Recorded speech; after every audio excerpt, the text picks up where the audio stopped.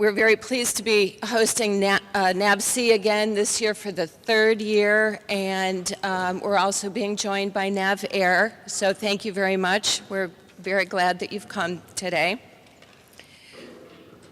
And we also have representatives today from Lockheed Martin, Raytheon, and BAE Systems, so welcome to everybody.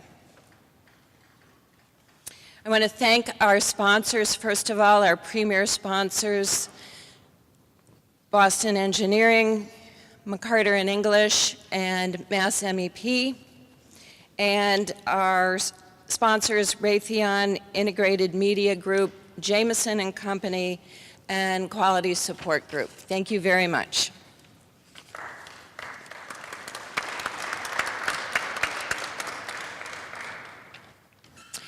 And to our business partners, Bank of America, Eastern Insurance and Eastern Bank, Homisco, Open Vine Solutions, People's United Bank, Raytheon, RSM, Santander, and TD Bank. So thank you to all of you. And finally, a few people who are right here with me, and it could not have happened without the assistance of ML Mackey, Jonathan Leggett, and Richard McNamara. So thank you very much.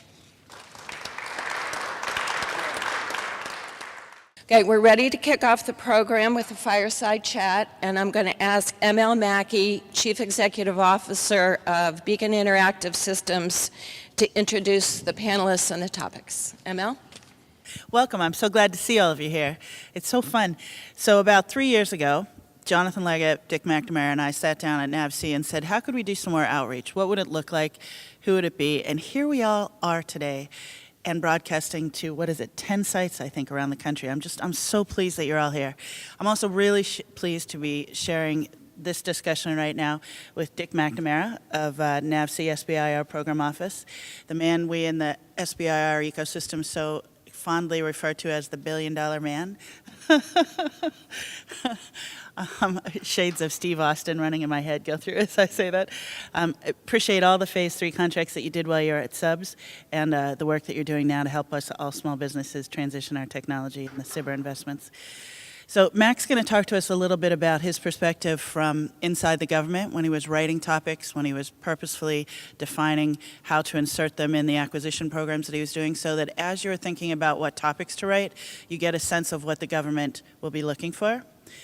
I'm going to talk about, as a small business owner, what I look at in terms of, so Beacon is a company that develops products and sells product into the defense marketplace and then also into our commercial markets. So we are a product company. And then you're going to hear from Bob Treber, the CEO of Boston Engineering. And I was trying to have a moment there.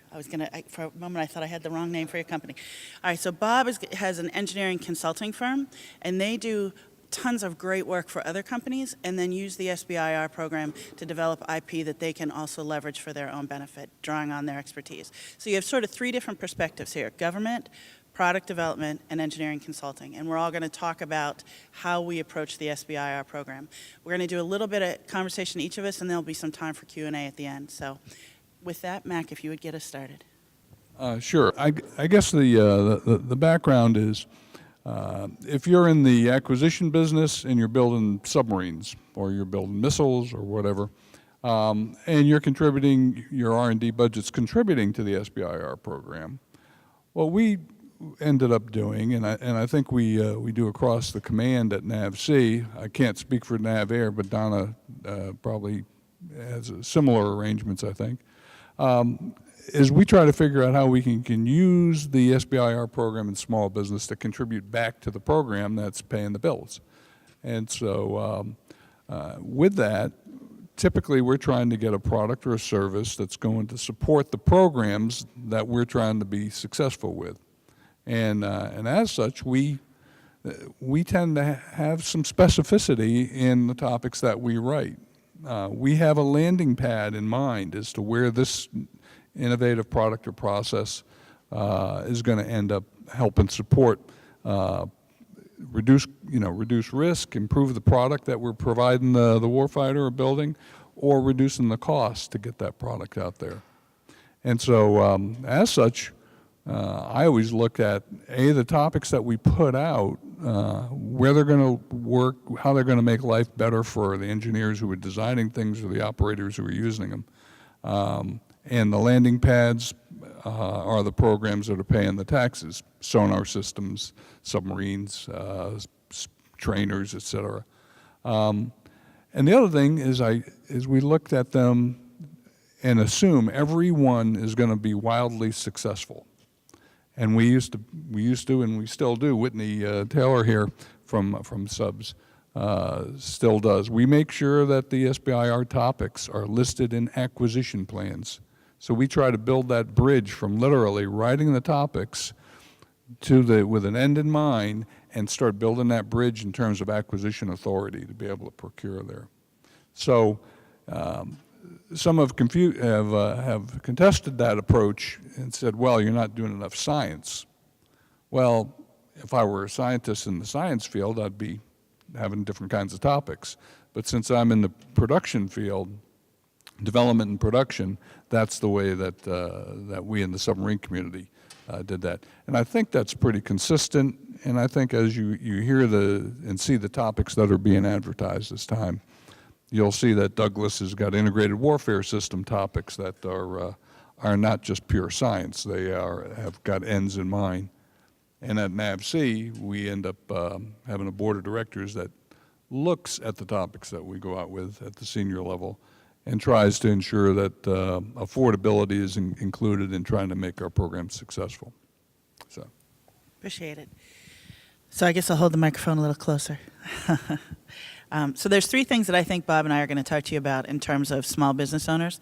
The first is to be deliberate and focused in your game. The second is product development, how we think about developing products. And the third is, what is your end game with the work that you're doing with the SBIR program?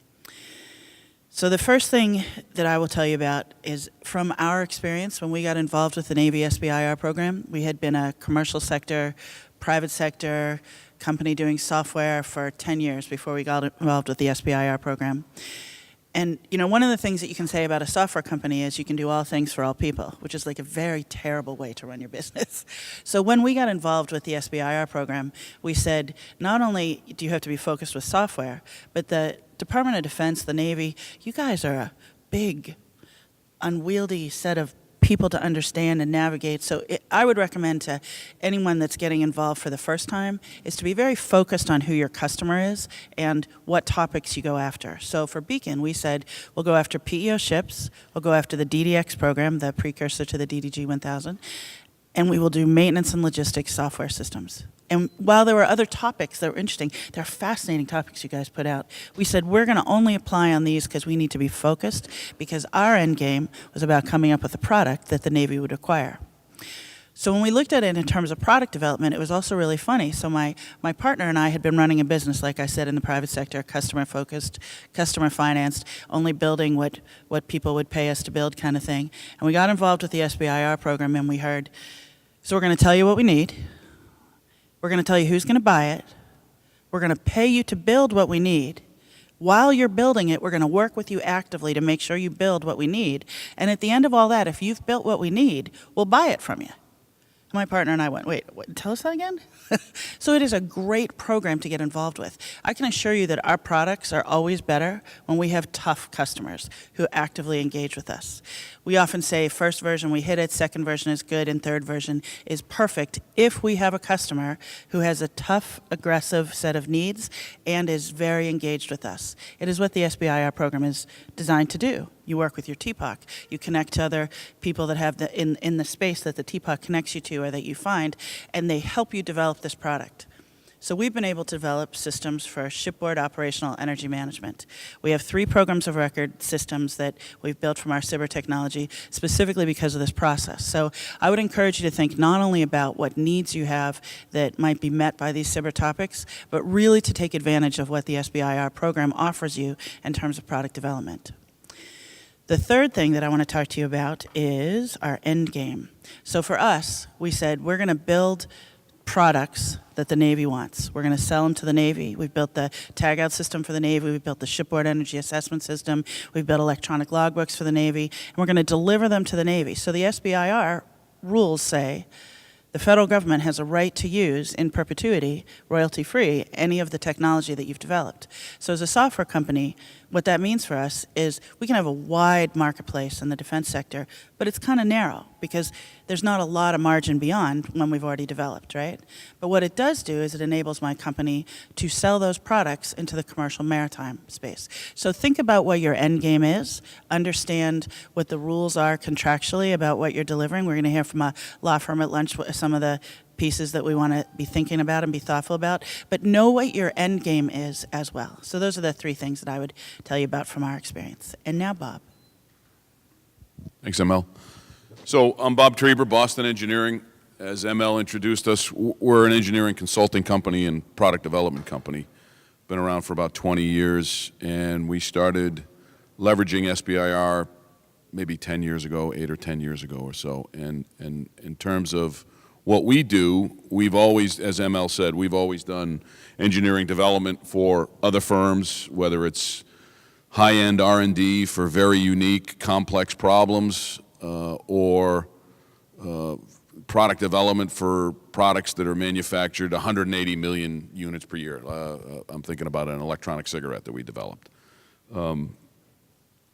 We use the SBIR program. We have our company as electromechanical software engineers, consulting company.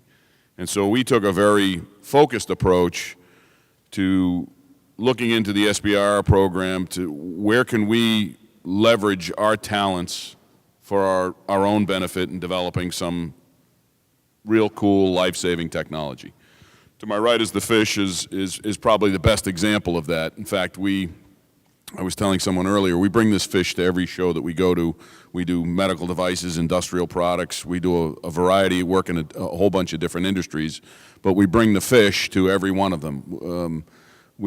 It's very difficult to describe some of the things we do, but it seems like everybody gets, when somebody asks you, what do you do, and you start to tell them about what you do, and you say, well, we make a robot that swims like a fish, everybody gets it immediately. So it's kind of a nice calling card in that regard. So back to the point about focus. In our case, we have these, we're about 60, 70 people, and we have a very strong group of electromechanical software engineers with an embedded smart device, complex electromechanical system focus. And so we took a very sharp focus on what could we answer in SBIR. And as it turned out, there was a topic on biomimicry and maneuverability in shallow waters. And so one of our very sharp folks, who happens to be here today, came up with the idea, well, how about a robot that swims like a fish? And then from there, that kind of took off. And so we were able to go in that direction. We leveraged several Phase 2 SBIRs.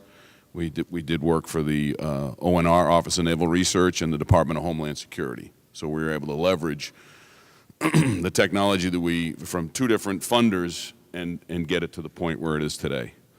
So regarding doing that, as a consulting company, that was great. That's step one. We took a focused approach. Step two is product development. Well, we do that every day. That's fairly straightforward for us. We develop a lot of products for a lot of different companies. We're an ISO 9001 certified company. We're ISO 13485, so we can do medical device development. So in developing the fish, this is just a natural extension of what we do every day. And then our end game is pretty straightforward. We're at the point now where we've got several good opportunities for our technology here, for this fish you see here.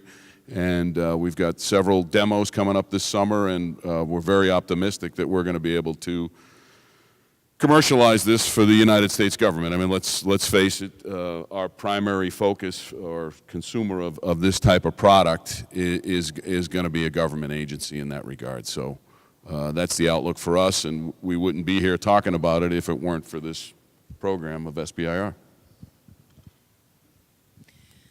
So you've heard from three very different viewpoints on how the SBIR program has been valuable. We have a couple, we'll open the floor up for questions and answers, but I do want to put one plug in before we open up. It's really important to a program that has given so much to us and to the companies here that we give back. So I'm going to encourage all of you to get involved in what the three of us do pretty actively, which is a lot of federal advocacy. So we need to advocate for the SBIR program. We need to make sure that it continues, and that it continues in a way that is meaningful for our government small business ecosystem. So I will tell you, from our advocacy efforts at Beacon, not only is it important to give back and to shape what's coming, but a side product of that, it's always nice when doing the right thing also benefits you personally, is that there's a great set of network that develops from that and a ton of peer learning. This is a lot of what you get at SBAIN. If you're interested in talking about SBAIN, Bob is the committee chair of the High Tech Committee, and I'm the committee chair of the Women's Business Committee here. We're both on the board of the National Small Business Association. And Mac just all the time, everybody on the Hill calls him to find out what we should be doing and how it works. But it's really a fantastic thing, and I encourage all of you to get involved. If you have any questions, please ask any of the three of us about that. But now I could open up. You want to? Sure. Yeah, one thing I wanted to touch on is that as government employees, you really can't do some of the same thing. So all the folks who are here and writing topics can't necessarily be as advocates for the program. I mean, you can tell people about it, you can tell the value of it, but you can't kind of lobby the Hill, so to speak. But one of the when you do get involved, any small business who gets in and wins a topic, I always advise them to let their local congressman know and just say, hey, it's a program, it's in your backyard, you've got companies participating in it. You never know when it might come in handy. The second thing is that lots of states are creating, I don't want to call it a support group, but advocacy groups for it. Whether it be, I think the first one I ever ran into was Deb Santee down in Connecticut. But I know that I go speak at some places in Virginia that the Virginia state government does for advocating for the SBIR program and small business at large.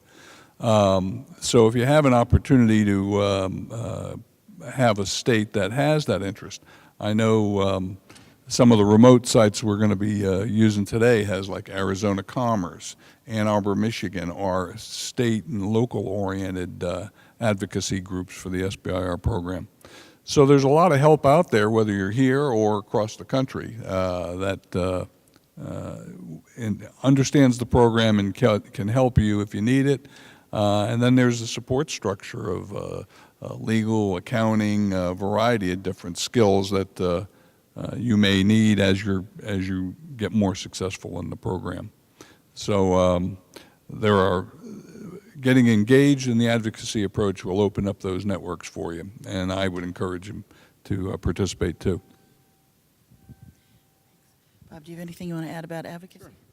So I'm the guy who never thought you could do anything about government, and until I got involved with SBAIN and the NSBA, then I learned otherwise. I've made several trips down there through making contact, got started in SBAIN, and because we did the work in the SBIR, but then I started talking to Congress people, and I never in my life thought about doing that. I don't remember a thing from 5th grade civics. I don't know anything about laws, the whole election thing, but I was shocked, pleasantly surprised at how much they actually do want to hear from you. So if you're a small business owner, you do drive, we are the backbone of the economy. They do believe it. They do want to hear from you. I was so surprised, but I believe them. I don't think they're lying to me. I think they honestly want to hear from you. So I think advocacy is very, very important. We can make changes. If that's one thing we've all learned very recently, we can change the way things happen in government. So I encourage you to all get involved. You can make a difference. Thanks. I really appreciate that. So we often go on the Hill, Bob and I, and talk to members of Congress, and it's fascinating to see it show up in legislation, some of the impacts, some of the information that and understanding we take from government. I will share with you just for fun, my daughter went with us on the last trip, and she's in college now and wrote part of her college essay on, oh my God, they actually listen to us. So it's quite fun. All right, so at this point I'm going to open up the floor for any questions. Does anybody have a question they'd like to ask any of us? So the question was, any thoughts on the new administration and how it's going to affect funding? So I'm going to broaden that a little bit. The new administration is in such transition. We work with the people that are, and advocate with the people who are talking to the transition team now. I think how that all shakes out is anybody's guess in terms of the administration. In terms of Congress, we are so very lucky here in Massachusetts that we have members of Congress that are completely engaged in the SBIR program. So Senator Shaheen is the ranking chair of the Small Business Committee, and she pushed for it to be permanent this year. I mean, she and her team just went to the ends of the earth to really make sure that everybody knew about SBIR. To Mac's point, I can't encourage all of you enough to make sure you tell your members of Congress about how useful it is for you. We also have Senator Markey, who from the time he was a congressman, we here at SBAIN have had a solid relationship with him, and he's always stood for small business innovation research.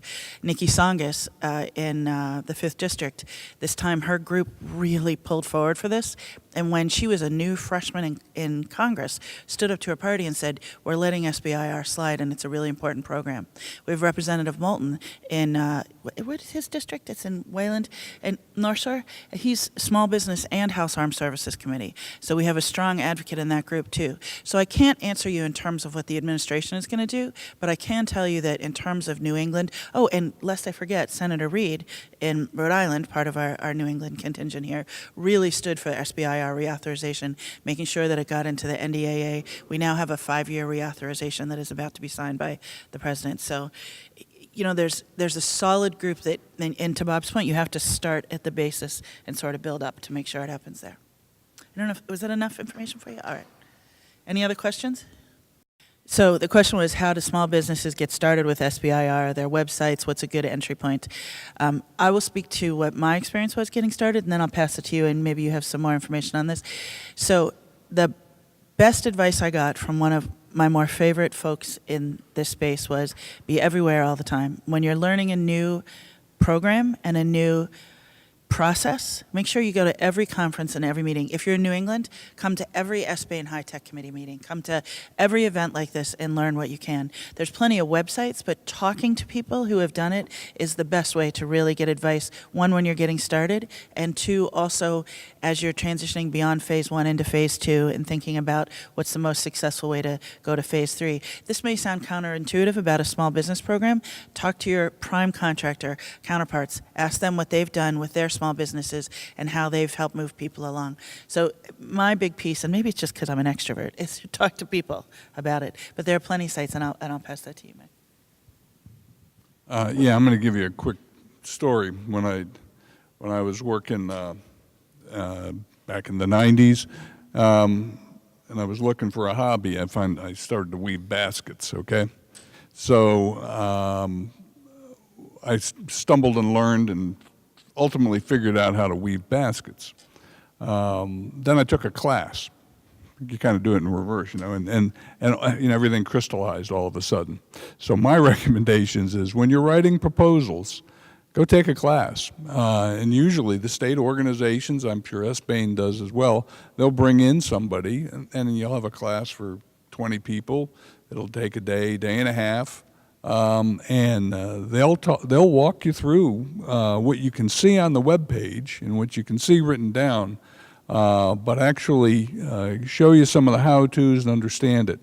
I've gone to a number of workshops and talked about how we evaluate proposals because we wanted to see, hey, what are people being taught who are taking these classes on how to write SBIR proposals. And they're top-notch people. They know their business. There's a number of them that you can see. I'm sure SBAIN can point you to some in the New England area here. But I would recommend that you do the homework, but then go get a class, take a class. And if you're one of a number, it's not very expensive, and it's 2 days of good information for how to make yours, pop out as the one that's going to win.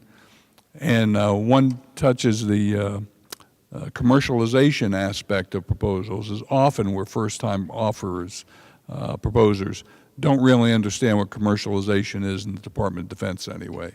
And it's where where ultimately the product is going to be purchased and used by sailors in the case of the Navy. As compared, if it ends up on a shelf at Walmart, that's good for you, but our return on investment is being used by the sailor. So that would be my recommendation: is do your homework, then go take a class on it, and you'll have better products, I think. Yes, sir. And so I would echo everything that Mike and Dick and ML have just said. We did all the wrong things first when we got into SBIR. As I told you, we got in about 10 years ago trying to do it, and I think we did it poorly for 3 years. Nothing but losing SBIR proposals. We had written a lot of commercial proposals to do engineering work for many, many years, and it worked out pretty well. And then we tried to get in, and the principles are the same. The fundamentals are the same, and I would say know your customer. That's number one in writing any proposal. But the government is a little stricter, as you can imagine, and you got to know the TPOC, or you got to know what's going on, or you got to know who your competitors are. All those kind of fundamentals are there. They give you rules on space and things like that, and it's take the classes. We did that. We did it poorly for 3 years, as I said, and then we hired somebody who knew what he was doing, and then we started winning them. And so I think the principles are the same, but you've got to go through it. You got to work on it. There's a right way of doing it, and once you figure out that right way, you can write winning and focus. You can't just go out and try to win SBIRs for the sake of building revenue. I wouldn't suggest it anyway. You have to find something that fits your company so that when you write that proposal, it's credible and they look at it and they can see your passion, and you'll be a winner. I'll add one piece to that. It was funny for us when we first started working with the SBI program that, funny in a, oh, wow kind of way, that they were looking for innovation. So when you talk about writing, you knew how to write proposals. One of the things that I would recommend when you're writing your proposal and you're thinking about what you're putting in, make sure that you're not putting an engineering request in, that you're saying, here's what's innovative about what we're trying, the basis from which we have the expertise and the authority to propose this, but make sure you articulate what's innovative and what's risky. I can't tell you how funny it was when the first meeting I was in for our first phase one, and after being customer finance, so we only built what our customer wanted and would pay for and felt comfortable that they could get, right? And my TPOC said, and I kept trying to come in on what it was he was really looking for, because that's what I had done for 10 years. And he finally said to me, ML, you seem like you have a good idea. Go see what you can do. And my head did those cartoons where you blah, blah, blah. I was like, we could just go try something? And they were like, that's kind of why we want you to do this. What innovation are you going to come up with? So just make sure that you put innovation in your proposals and you identify this is the risk that we want to research and vet. Do you have anything you want to add to that? No. Okay. Are there any other questions from the floor that we could answer or help provide insight on? Oh, you guys are killing me. All right. Well, let me ask you, how many SBIR winners are here? Okay, so that's good. And so how many want to be SBIR winners that haven't won one yet? Okay. Yeah. I think the question was, can you go direct to phase two if you feel like you've done phase one? So legally, the law says that you're allowed to go to phase two. It depends on what the solicitation asks for. So that is, as I understand it, is dependent upon whether the people putting the solicitation out will accept a direct to phase two application. Mac, do you have any other insight on that? Yeah, at NAVSEA, we typically have not used direct to phase two for a variety of reasons, but one is that we like to be able to have the opportunity to test drive a number of different companies.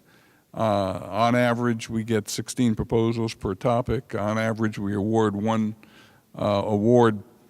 contract phase one for about every 8. So we'll often do 2 or 3 proposals selected, and it's a good way to be able to get to test drive a company at that for the lower cost phase one thing before you jump into phase twos. We do. Well, this year it's going to be $225,000 for phase one. Phase twos are still running at $1.5 million at NAVSEA. So we'd like to get to know you a little bit before we go to $1.5 million. So one of the reasons that we like direct to phase 2 conceptually is that it gets you faster into the heavier work, and if you're really trying to deliver for a customer, it lets you be more responsive in terms just of the timeline.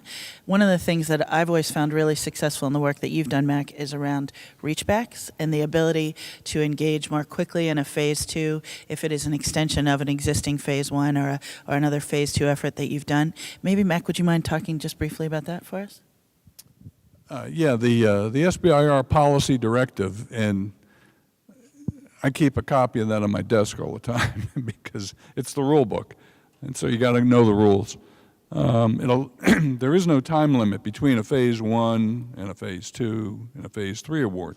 So if you won a phase 1 in 2000 and never got to a phase 2, but you had an innovative approach that might have been ahead of its time, 10 years later technology shows up, turns out you had a pretty good idea, well, we can reach back to that 2000 topic and give you a phase 2 10 years later, or 20 years later, or 2 years later. What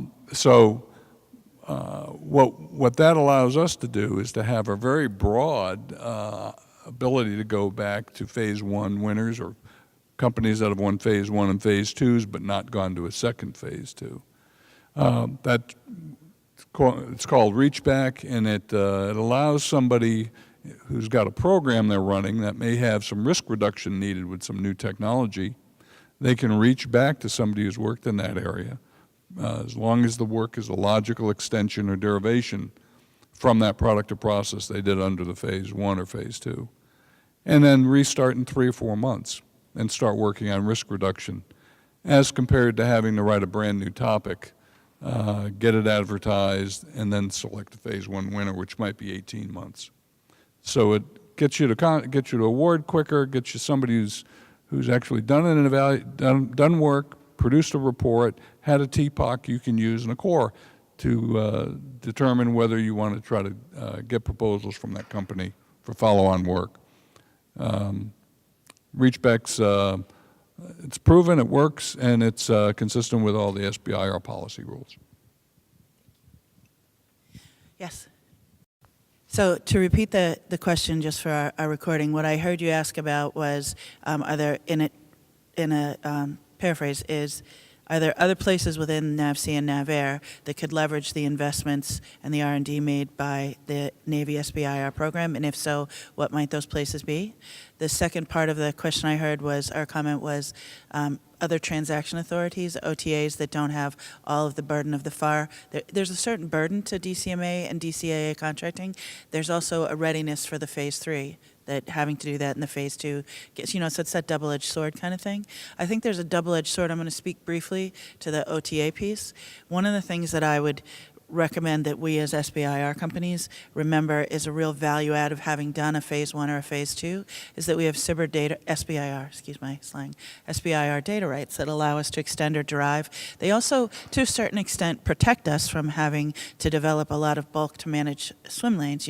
We have rights that say you are the people that do this for this piece. There's also acquisition preference that says, you should, to the greatest extent practicable, follow on to the SBIR investment. So when we look at OTAs as SBIR companies, while it reduces some of the burden on us, we need to make sure that we include the FAR clauses that maintain our SBIR data rights protection. So again, I encourage you to talk. We have accounting sponsors and we have a law firm sponsoring it. Dan, any questions that you have, ask Dan about how to think about the OTAs. But I would encourage all of us to be very purposeful and not just sort of run towards those as a low burden kind of engagement. Programs that I would also have you consider would be rapid innovation funding. That's a program where you prepare a white paper. Foreign comparative testing. If your customer's comparing your product versus something they might be wanting to import, they can get, I think it's up to $3 million to do a foreign comparative test of your technology versus something else. The Counterterrorism Technology Support Office is in a corner of DoD. They have a sort of a unique broad agency announcement scheme for things that they're looking for. And then one is called I think it's called the Strategic Business Office. It's again another DoD level small program. And then of course you have the DIUX programs, the Defense Innovative Unit Experimental here in Boston and Silicon Valley with some presence down in Austin, Texas. They all offer opportunities that are supposed to be streamlined. Some are contracts, others are these other transaction authorities. But all of those, if you get work at them as a result of a follow-on to work you did under an SBIR, those are considered Phase 3 SBIR contract awards. And you can assert your data rights and protections that you get when you win those as well. All right, with that, I think we're going to wrap up this little fireside chat and get you into the main players today. So thank you so much for listening to us, and on with the show.